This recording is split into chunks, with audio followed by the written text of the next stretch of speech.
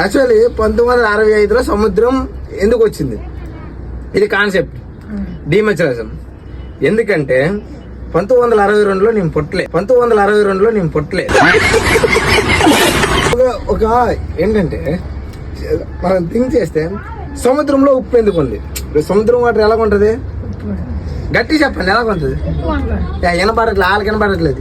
సముద్రం వాటర్ ఎలా ఉంటది? ఉప్పు ఉంటది. బేసిక్గా ఉప్పు ఎందుకు ఉంటది?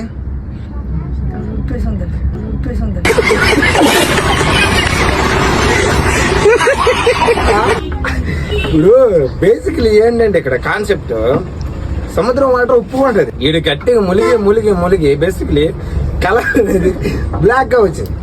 అదే కదా ఇప్పుడు ప్రాసెస్ ఏంటి? సముద్రం వాటర్ ఉంది, వాటర్ లో ఉప్పు ఉంది.